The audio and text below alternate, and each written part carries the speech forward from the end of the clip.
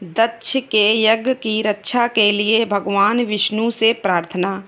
भगवान का शिवद्रोह जनित संकट को टालने में अपनी असमर्थता बताते हुए दक्ष को समझाना तथा सेना सहित वीरभद्र का आगमन।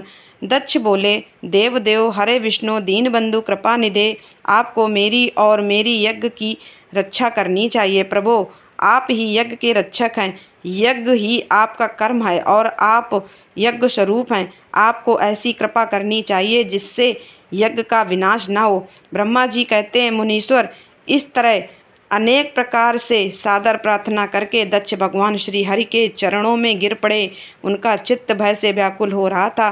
तब जिनके मन में घबराहट आ जाती थी, उन प्रजापति दक्ष को उठाकर और उनकी पूर्वोक्त बात सुनकर भगवान विष्णु ने देवादिदेव शिव का स्मरण किया। अपने प्रभु एवं महान ऐश्वर्य से युक्त परमेश्वर शिव का स्मरण करके शिव तत्व के ज्ञाता श्री हरि दक्ष को समझाते हुए बोले।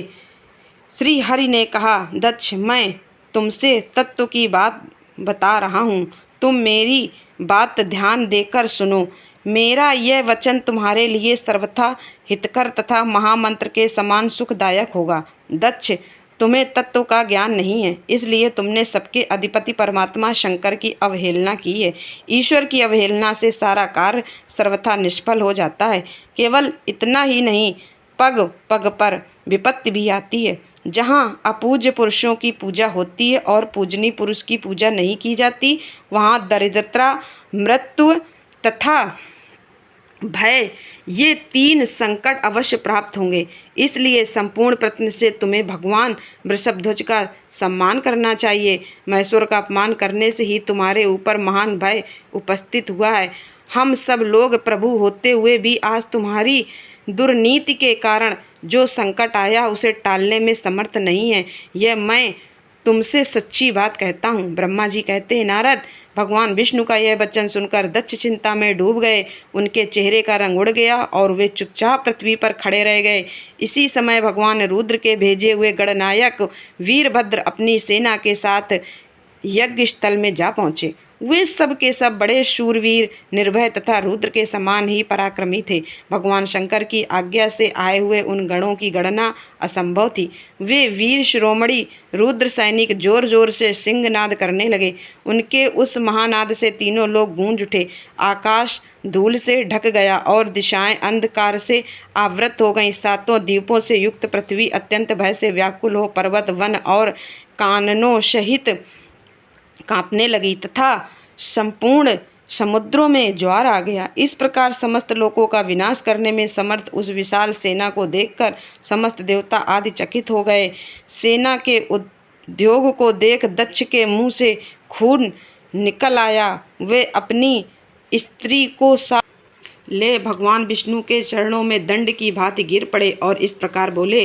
दक्ष ने कहा, विष्णु महाप्रभु, आपके बल से ही मैंने इस महान यज्ञ का आरंभ किया है। सत्कर्म की सिद्धि के लिए आप ही प्रमाण माने गए हैं। विष्णु, आप कर्मों के साक्षी तथा यज्ञ के प्रतिपालक हैं।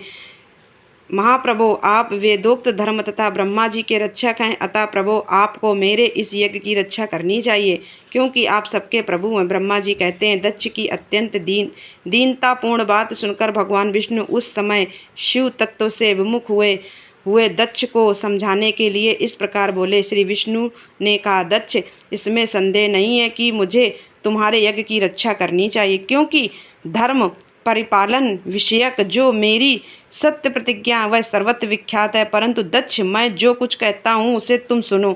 इस समय अपनी क्रूरता पूर्ण बुद्धि को त्याग दो।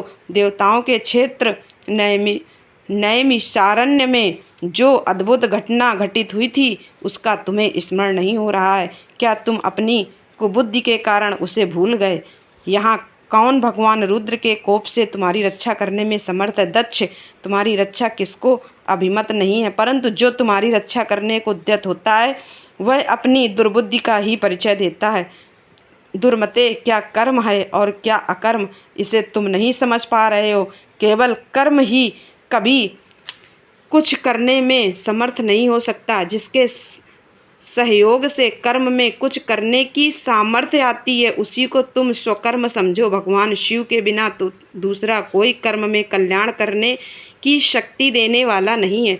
जो शांत और ईश्वर में मन लगाकर उनकी भक्ति पूर्वक कार्य करता है, उसी को भगवान शिव तत्काल उस कर्म का फल देते हैं। जो मनुष्य केवल ज्ञान का सहारा ले अनीश्वरवादी हो जाते या ईश्वर को नहीं मानते हैं, वे शतकोटि कल्पों तक नरक में ही पड़े रहते हैं। फिर वे कर्मपाश से बंधे हुए जीव प्रत्येक जन्म में नरकों की यातना भोगते हैं, क्योंकि वे केवल सकाम कर्म के ही स्वरूप का आश्रय लेने वाले होते हैं।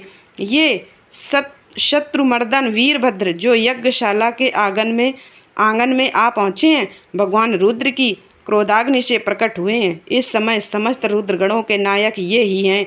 ये हम लोगों के विनाश के लिए आए हैं, इसमें संशय नहीं है।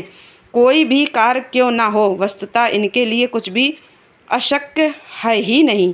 ये महान सामर्थ्यशाली वीरभद्र सब देवताओं को अवश्य जलाकर ही शांत होंगे, इसमें संशय नहीं है। जान पड़ता मैं भ्रम से महादेव जी की शपथ का उल्लंघन करके जो यहाँ ठहरा रहा, उसके कारण तुम्हारे साथ मुझे भी इस कष्ट का सामना करना ही पड़ेगा।